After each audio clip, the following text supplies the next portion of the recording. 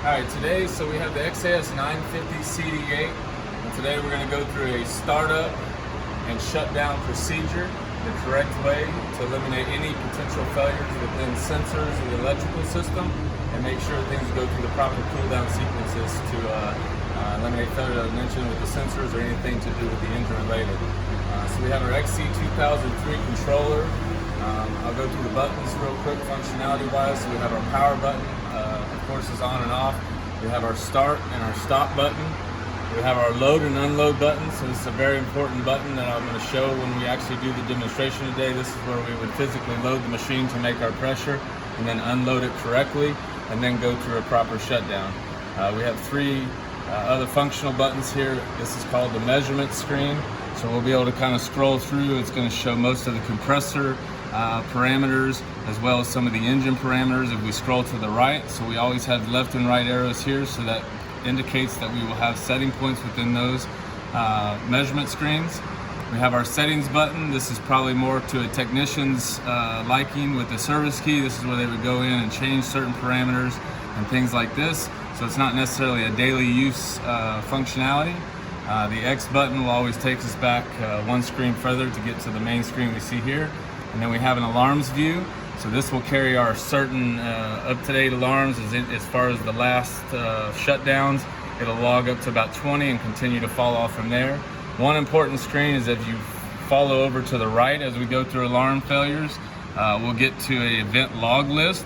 So this is going to tell us when we've gone into a loaded sequence and when we're leaving a loaded sequence, when the engine stopped, any kind of emergency stop, anything as far as any kind of a sequence as far as operational. This is where, and it's date and time stamp. So this is a good way to tell, how the machine's been performing throughout a day if it's running in an all-day environment. So if we go back to our main screen, so upon startup, we'll basically have the powered up. You're going to see ready to start. So that's the command that this is always ready to start. If there's any issue that's present, you might have some codes up here that's not allowing you to start. So you either contact our technical support team or look through the operational manual for troubleshooting guides. So as we're ready to start, so we would start the machine. It's going to go through a warm-up sequence based on a temperature or a time. Most of the time of this year, it's a warmer environment, so you should reach the temperature much quicker than the time. But in a colder environment, it might take up to the allotted time to get the thing started. So once we're online, the machine is running. This is our main screen. So it will say basically ready to load. So we would load this, and from that point we're blowing pressure and flow based on this chart here. Depending on what pressure we're set point, will dictate what volume we're putting out. So as the machine's running, normal things are happening. As mentioned, you could go through the measurement screen and look at all the parameters. Now when we go through a proper shutdown, you must unload the machine first. It's very critical to let the receiver pressure blow down. Let's get most of the air out of the system. We don't have as much restriction from the engine and the coupling through the compressor element. So now we're in an unloaded state, and it's time at the end of the shift or a break time to shut the machine down. We will hit the stop button. So upon stop, it's got a certain 180-second timer that's going to go through the complete cool down, to allow for the engine to come down appropriately, especially since it's been running at a high load, high RPMs for many hours. We want to give it ample time to cool down. And from that point, the machine will then shut down. As far as setting things within the controller, the only things you would do during an operational is possibly change the pressure set point. So for that, through our PACE system, our electronic system, we would hold this enter button like I did. You'll notice the color goes from a black solid screen to green line and green numbers. From this point, you can see I can make the adjustment. This adjustment will always be made with the service valve closed on the rear of the unit. So we're setting our adjusted pressure. So say we want to set to 126 PSI. I then hit enter. That is a must. You must hit enter to acknowledge it. Now we're back to the standard running condition, and we're going to be set at 126 PSI, which would put us right around here in the chart, so roughly around 730 CFM. So that's about the only adjustments you would really make through the running side of things. So I think now the best thing to do is going to be a little bit noisy, so I wanted to get basically the dialogue across so you could follow suit. And now we'll just do a visual startup and stopping procedure. So now we'll go through a startup and shutdown procedure. As mentioned, it will be a little noisy, so you'll be able to see visually all the buttons that I'm pushing to go through this proper procedure. So we will now start the machine.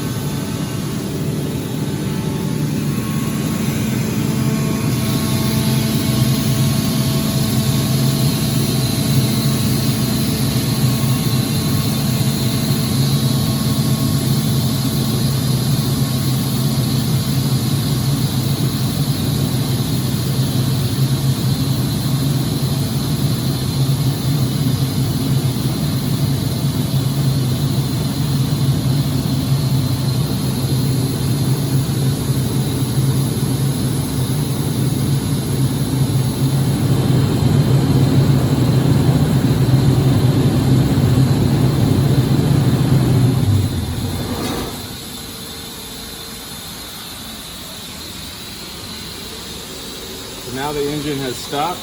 We can properly power down the controller by hitting it one time.